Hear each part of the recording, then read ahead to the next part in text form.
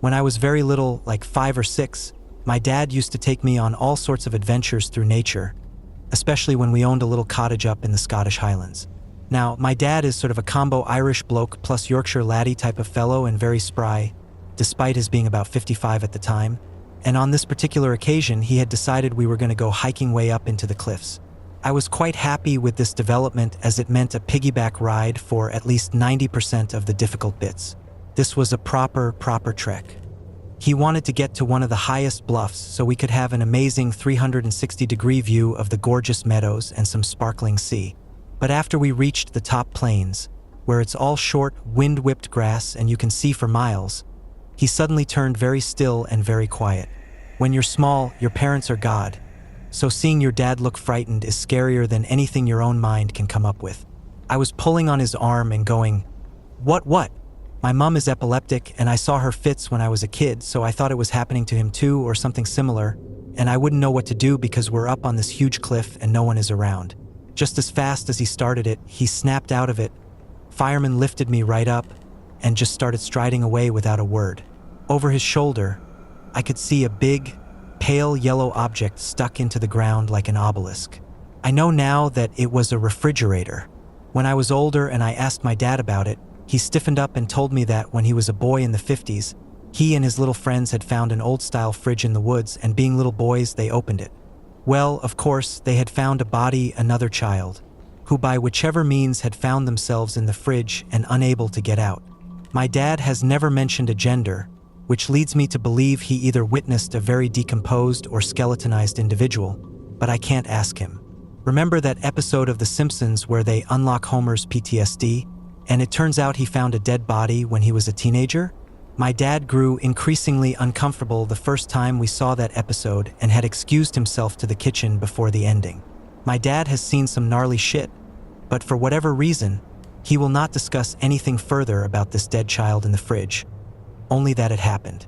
So when he explained, I assumed it was the trauma, and I said something like, "Oh, Dad, that's awful.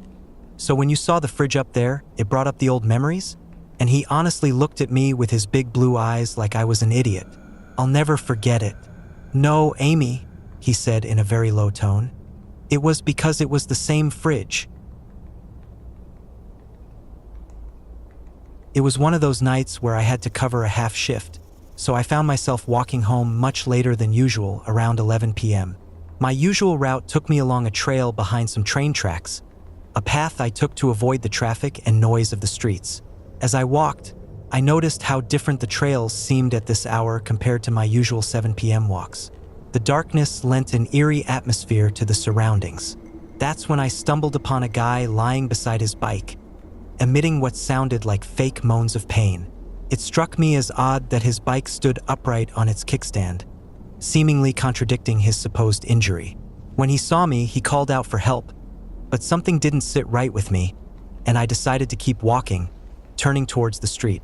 Suddenly, I heard movement behind me, and the man's fake moans turned into a menacing threat. "I'm gonna kill you, motherfucker." Instinct kicked in, and I sprinted up the incline towards the railroad tracks that ran parallel to the street. As I reached the top, I heard a loud crash as the man attempted to chase me on his bike, only to hit the tracks and flip over his handlebars, crashing to the ground. He lay there, now genuinely in pain, and I quickly made my way to a nearby gas station to call the police. When they arrived, the officer informed me that this guy was a known troublemaker who used such tactics to rob people. It wasn't the first time he had attempted this, and he often ended up in similar situations after his failed attempts. I mentioned to the officer that the man had threatened to kill me, but he chuckled, revealing that the guy was never armed and had resorted to using that empty threat countless times before, often ending up on the receiving end of a beating instead. I was walking home from a party late at night. I was just enjoying the beauty of the city when I noticed a man walking about a block behind me. 2 blocks later, he was getting closer, so I crossed the street. What a coincidence, his route needed him to cross too. Half a block later, I crossed back. Oh hell no. Yeah, he crossed back too. About 2 or 3 blocks ahead, I saw a homeless person pushing a shopping cart. I started jogging towards them and called out, "Excuse me?" Excuse me? I'm so sorry, but do you mind if I walk with you a bit? Because I turned back towards my little shadow friend. This asshole doesn't think I notice him following me. The homeless person turned out to be an elderly black lady. She didn't miss a trick, pulled out this big-ass Bowie knife from her cart, and waved it at the man in the lamplight so he could see. What you gonna do? You wanna play? Go home. The guy fuck off fast. She was astounded that I approached someone like her, especially since it was not immediately obvious she was female from a distance in the dark. I was like, I knew he was trouble. I figured even if you were a man, best take my chances that you weren't. She walked with me for a bit, and we chatted about stuff. Nice lady. I often spent my summers bouldering with friends by a relatively large forest about an hour and a half away from where I used to live. We sometimes spent nights camping there to save on travel costs and time. Anyway, I think this was roughly the third or fourth time we were out there camping. My friend had left all her climbing gear and her rucksack just outside her tent, or we definitely thought she did anyway. The next morning, we found her boots, a few clothes, and all her chalk powder had disappeared. We figured it was completely feasible that she misplaced them, although we were quite sure they were next to her tent. We didn't really want to believe they were stolen. We didn't read too much into it and stupidly told ourselves that perhaps she had left them by the boulders and some animal took an interest. I know it sounds stupid, but it seemed reasonable to us at the time. Anyway, fast forward a year. We're at the same spot as usual, sitting by the tents and chilling after having some food. Mind you, it's pitch black out and only the camp area is lit by the fire. I go somewhere a bit out of sight for a slash, and what do I see? A dude in a full-on ghillie suit lying on his stomach, looking right towards our campsite. I kind of stood there frozen as this dude realized I had seen him, and he just bolted out of there. I don't know whether the event from the year prior was related to the ghillie guy, but this definitely stuck with all of us. We haven't been back there since, which is a damn shame. When I was younger, my buddies told me about an abandoned mansion in the area, and my curiosity got the best of me, so I decided to check it out. According to them, the neighbors were fond of calling the police whenever they saw someone unfamiliar checking the place out. So, being the not genius I was, I decided to go the back way through the woods since the house was relatively close to a trail. I pulled up the address of the allegedly abandoned mansion on my phone, punched it into my GPS, and then went off into the woods, checking and basically stumbling off the trail to move myself closer to the mapped address. For the curious, this wasn't a serious trail where one could be in danger. It was the Meadowdale Beach Trail. Some might know the house I'm talking about if they're from my area. Anyway, partway through, I found my way to a strange, paved back road in the middle of the woods. I never figured out what it was and didn't follow it. I'd come from one side off the trail and on the other side was a steep hill. I thought I heard a car. I didn't. Panicked and climbed up the hill to hide. At the top, I spotted a group of about a dozen tents. This was about 1 to 2 p.m. in the afternoon, but a solid 30+ minutes from the trail, with only what appeared to be a private road. I promptly freaked out and slipped away before seeing anyone or waiting for them to see me, but I did end up finding the mansion after all this, albeit on a different trip into the area. I managed to get there, taking a similar route but avoiding the camp, and found out the place was just as big as I'd been told. Incredibly bizarre internal architecture. Every staircase was spiral and there were 4 or 5 stories. The entire place was labyrinthine. Several times I turned down what felt like a new hallway and found myself back in a familiar spot. The coolest part was probably the master bedroom, which was up a spiral staircase to the left of the entryway. Massive place. Huge closet, master bathroom, deck, and bedroom. The place was in disarray, not from teenage vandals, but like there'd been some sort of fight before the previous occupants moved out. In the middle of the room, a spiral staircase led up to a little study that was mostly isolated from the rest of the house. There was an elevator up there, but I couldn't get it to open, and there was no way in hell I'd have gotten on that thing anyway. As I found out later, while I was up in this little room and poking my head up against the windows, one of the neighbors saw me and called the cops. I kept exploring for another 15 or 20 minutes, finally deciding to bail out when the only place left to go was all the way downstairs. No windows, nothing, and it got overwhelmingly dark when I turned a corner in the spiral staircase. I went back to the main entryway, and there were cops out front. They hadn't entered the house yet, and I actually hid away from them for a few minutes and debated waiting for them to leave, but something about that just creeped me out, so I hollered out to them and they got me to come out. They searched me, found my pipe and grinder, but they were pretty cool about it, other than telling me not to come back. One of the cops asked me why I decided to do it. 2 cops and an observer were there, and I said I wanted to get some ideas for a piece of writing I was working on. He laughed, shook his head, and said he didn't know if I had huge balls or was dumb as a brick, because he'd never have stepped foot in that house if he didn't have to. When I was younger and stupider and going to college in the North Georgia mountains, my friends and I would go night hiking a lot on the trails near campus. I got pretty familiar with the area and being out in the wilderness at night in general, which probably made me too confident. One night, the full moon was out and the weather was perfect, so visibility was crazy good. Everything was basically washed in dim blue light. I was slightly stoned and feeling adventurous, and I love doing fun stuff alone, so I decided to go enjoy a night hike by myself. I took a flashlight, but this was around 2002, so no cell phone. I chose a super easy trail that was mostly flat, maybe a mile loop, in a pretty secluded area, but not exactly a national park or anything, very rural area. I didn't even need my flashlight for most of it, and just hiked in the moonlight. It was actually a really cool, beautiful experience at first. At some point, I started feeling uneasy, and maybe a millisecond later, I heard a man's voice. It was coming from a good distance ahead of me, somewhere off in the woods, maybe from the right side of the trail. He was crying. I'm honestly an empathetic person, and 99.9% of the time I hear someone crying, I want to comfort or help them in some way. But this time I felt sick to my stomach, like a dry panic attack, if that makes sense.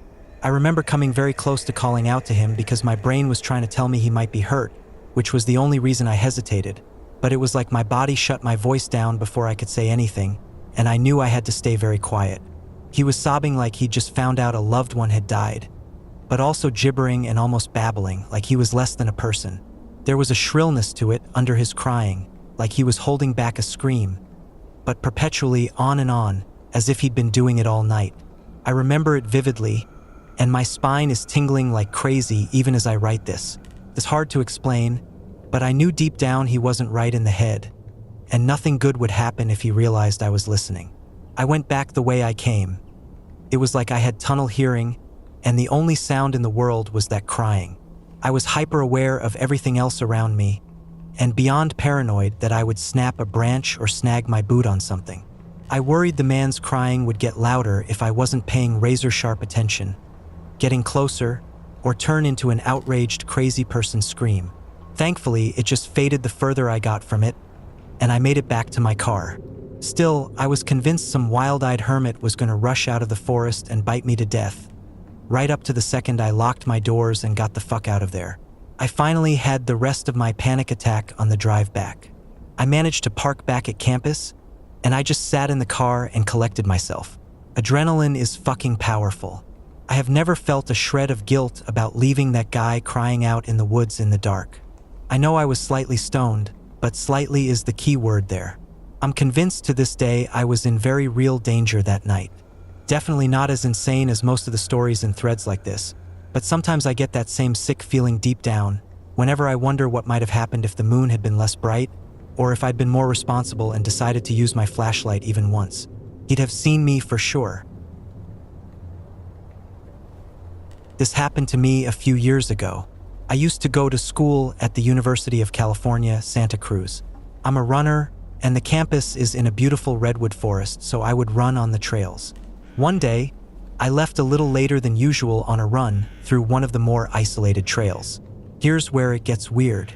I was about 15 minutes into my run, deep in the woods, and still hadn't seen anyone else around.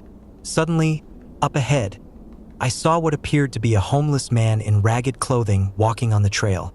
He was walking further into the woods, and this path went very, very far with the sun setting. That meant this man was spending the night in the woods. I wanted to reach my usual running checkpoint before turning back, so I decided to keep my distance and run by. As soon as I passed the man, He called out to me, "What came first, light or sound?" In my head, I was like, WTF, this guy is nuts. But I decided to humor him and yelled out, "Light," without looking back. He said, "Well, I think it's sound, but who knows?" and started mumbling to himself. I continued on. I reached my goal and started to head back. It was really dark now, and I was feeling sketched out that I had to pass this guy again to get back. He seemed pretty crazy and potentially dangerous, but I didn't have a choice. I got past the point where I first passed him, but he was nowhere to be seen. There weren't any other branches of the trail, and if he had headed back, I would have seen him by then. He must have gone off the trail. Suddenly, a girl from up on a hill screamed for me to stop. I stopped and looked up the hill, but it was too dark to see anything. I was freaked out. I called out to ask if she was all right and eventually saw her climbing down. The hill was really steep, so she put in a lot of effort to get up there and away from whatever was after her. She said that she was on a run when a scary homeless guy started harassing her and chased her up the hill. But she didn't know where he went. She was going to spend the night there until I came along because she was too scared to go back down. At this point, we both wanted to get the hell out of there. Who knew if this creepy man was lurking around, watching us from the dark? So we ran back together and made it to the road. She thanked me and we parted ways. I never ran on that trail again. Santa Cruz can be a pretty weird place. I've heard legends of students flunking out of school there and then just living in the forest. Maybe this guy was a student from years past. My girlfriend and I had driven down an old dirt road that ran beside a lake on one side and had mountains on the other. We were looking for unexplored territory to hike in. The dirt road became a trail and eventually was swallowed up entirely by the forest. Once the path became impassable by car, we got out and hiked for quite some time before beginning to make our way back to the car as the sun was going down. It was a challenge getting the car turned around, but I finally managed, and we were off. It was slow going as it was a shitty road and getting dark fast. Suddenly, we came to a fork in the path that hadn't been visible coming the other way. Neither of us had any idea whether to go right or left, so I just picked randomly, hoping that both would end up taking us back to the main road. As we rounded a small curve in the road, our headlights fell upon a man dragging a large hockey duffel bag off the trail into the woods. As soon as the lights hit him, he just froze completely still. Driving past him felt like an eternity because we couldn't have been doing more than 5 miles an hour due to the shitty road. My girlfriend and I didn't say a word to each other until we were well past him, at which point we were like, WTF was that? And then the road ended. Just like where we had stopped the first time, the forest had swallowed up this part of the road. We were going to have to turn around and drive by the man with the human-sized duffel bag again. I told my girlfriend to buckle up and hold on tight because at the first sign of trouble, I was going to gun it. We came to the spot where the man was, and he was nowhere to be seen. We eventually made it to the right path and got the fuck out of there. The weirdest thing about it was that there wasn't a vehicle anywhere near this guy for 50 miles in either direction. We would have seen it if there had been. We traveled as far as possible both ways, and there just wasn't any place to pull off the road. How the hell did he get there? Where was he going? What was in the bag? One night, my friends and I decided to hike to the top of a small mountain to watch a meteor shower. There were 4 of us, all around 16 at the time, and we thought it would be cool. We drove over and started hiking. We took a break about halfway up when we noticed a guy following us in a business suit. Weirded out, we decided to start back up and walk a bit faster. By the next time we stopped, he was only about 10 feet away. We bit the bullet to see if he'd just walk by, but he didn't. He stopped and asked if we were there for the meteor shower and if he could walk with us. It was strange that a 30-something-year-old man in a suit wanted to hike with 4 16-year-olds, but whatever. As we were walking, my friend and I noticed he was walking really close to our friend, the only girl in the group, like he could smell her shampoo close. We got to the top, sat down, and he sat down almost right up on our friend. With her reasonably freaked out, I made an excuse about why we had to leave early, and we promptly booked it out of there, nearly running the entire way down. When we got back to the car, we thought, cool, we ditched the weirdo. But no, when we were all in the car, my friend pointed out that this guy was full-on sprinting down the trail towards our car with a large stick. Being in a car, we just drove out of there, very shook up. We chalked it up to some dude on a hell of a drug. But 2 days later, we all got a text linking us to a news report about a guy who had strangled his wife and then proceeded to kill another girl later that night on a hiking trail. It was that guy, the same dude at the same hiking trail. We never told our parents about the incident and never went back there again. Ever. It was about 1 a.m. in the morning, and my dog rang her bell. I begrudgingly got up to take her outside. When she wants to pee in the middle of the night, I don't take her very far, just to our side yard. I took a flashlight with me in case she decided to poop so I could pick it up. Standing there, waiting for her to do her thing, she was doing the doggy walk in a circle thing. Then, all of a sudden, the dog got spooked and whipped around. Out of the corner of my eye, I saw this chick just standing there. I didn't see her walk up. I didn't hear her walk up. I just saw her standing there super still. Based on her position, she had to have come from between my house and my neighbor's house, which is odd because behind our houses back up to a green belt. It was probably 40 degrees outside, and this lady, about 20, was in super short shorts and a t-shirt. I looked at her, told her she scared me, and she mumbled something like, "Nice night, what are you up to?" Standing there holding the leash with my dog, I said, "I'm walking my dog." Then she said, "Cool. Do you know how to get into my house?" I locked myself out, pointing to my neighbor's house. Now, I'm a good American, I know my neighbors, and this wasn't my neighbor, who is a single 30-year-old female. She hangs out with my wife, so I know her really well. So I asked her, "That house?" pointing directly at my neighbor's house. She nodded. I said, "You don't live there. I know who lives there." She just scoffed and wandered her way into my backyard. I followed her, said, "What the hell are you doing?" She then took off running, scaled my fence. Which, item of note, isn't an easy fence to scale. It is a deer fence. It is a see-through fence that goes up 3 feet with a cattle gate. Then the top of the fence is stainless steel wire that runs horizontally.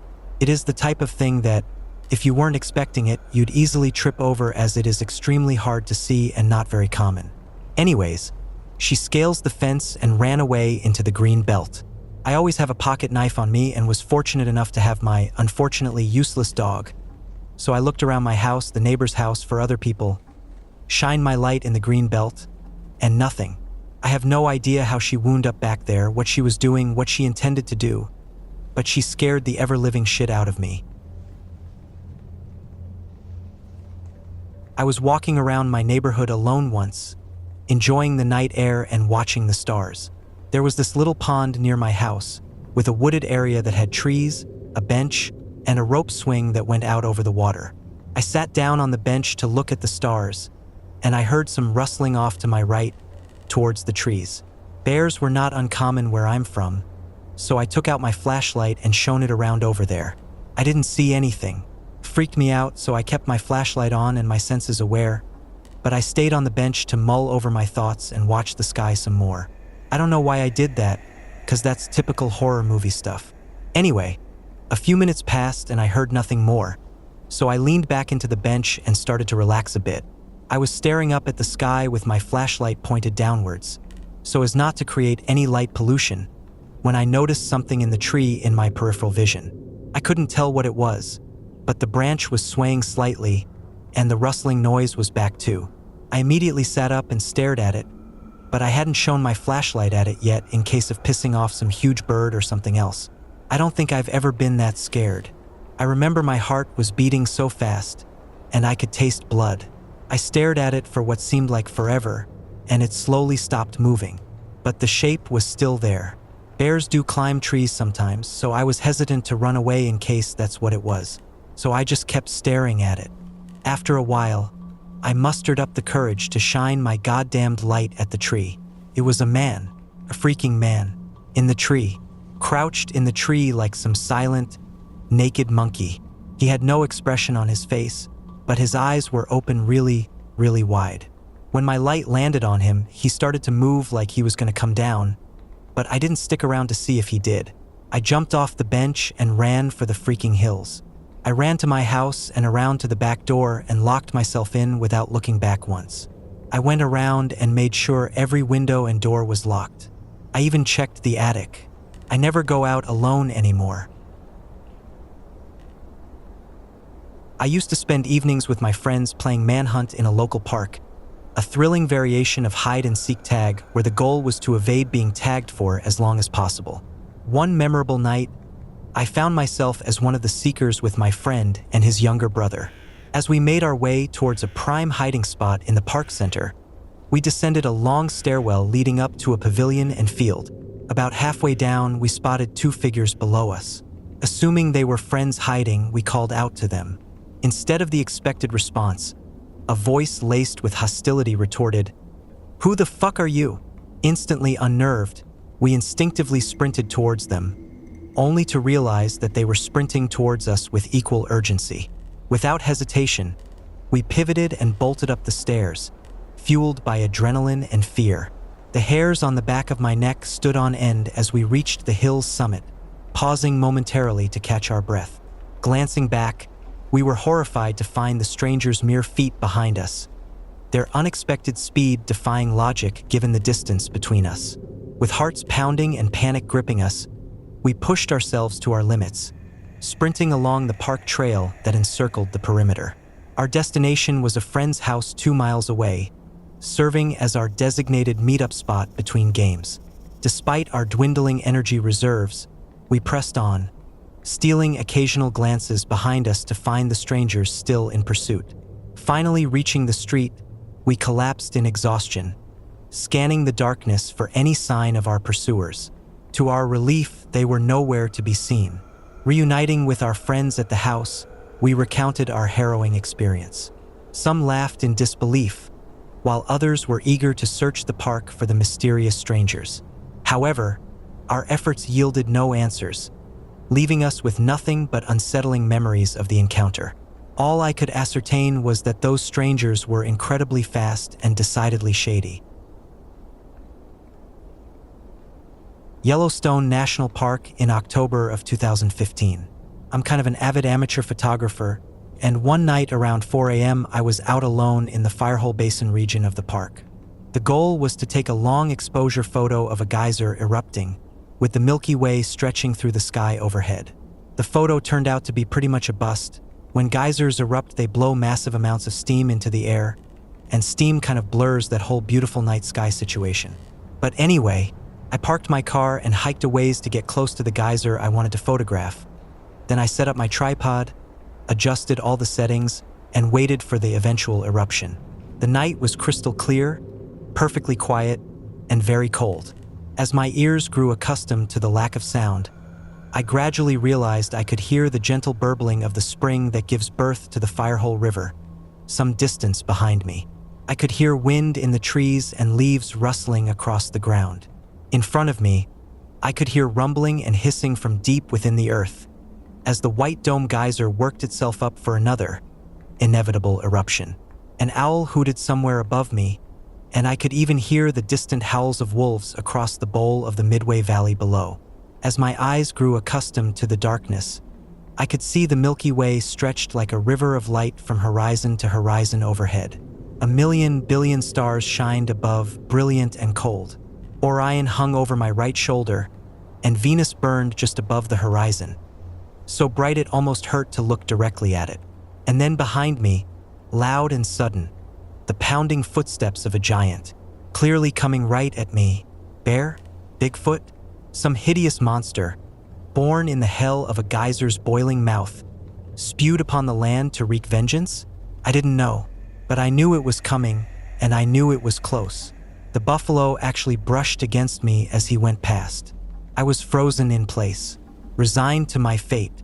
A huge bull, a mountain of fur and horns, shambling up out of the darkness, steam billowing from his nostrils in the cold, dry air.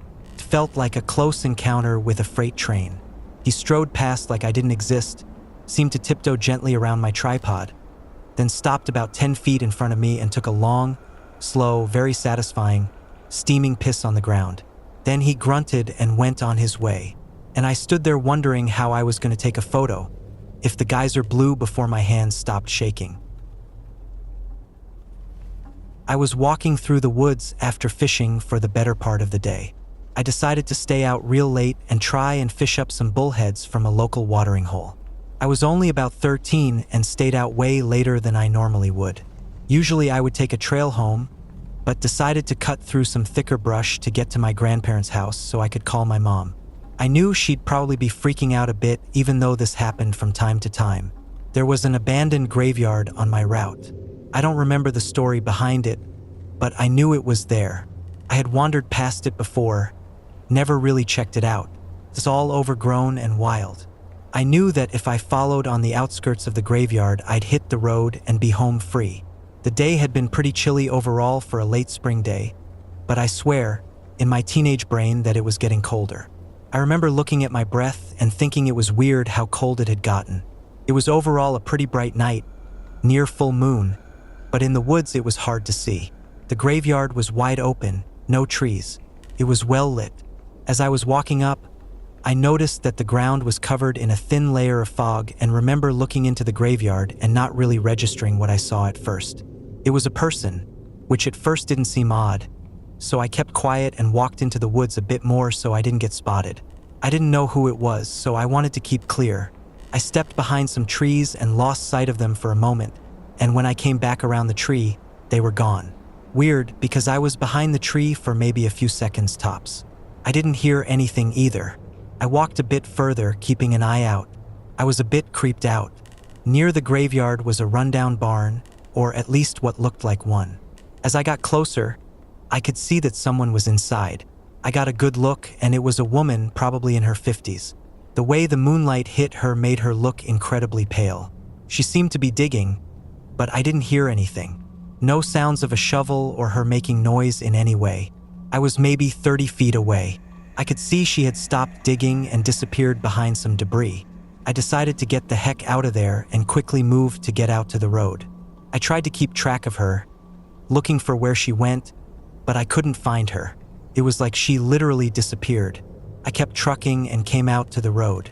The fog was pretty much covering the road, a small country road, fields on one side, woods on the other. As I walked down the road, she would randomly appear behind and in front of me, and I started hiding and basically playing cat and mouse. Each time I saw her, she was hard to see, only in the moonlight and stuck to the remnants of some of the old houses nearby. She always looked pale, never made any noise. Once I got past that part of the road, which had a number of barn foundations and home remnants, I never saw her again, and it instantly started getting warmer. Creeped me the heck out, and I never went that way again. I don't know who or what that was, but I told my uncle about it, and he went and checked it out, thinking maybe someone was trying to excavate the graves. He said there wasn't anything messed with.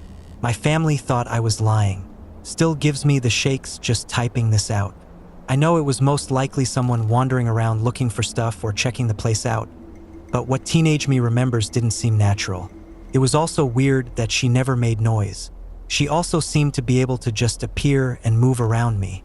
At one point, she was right behind me, and I swear a moment later she was in front of me.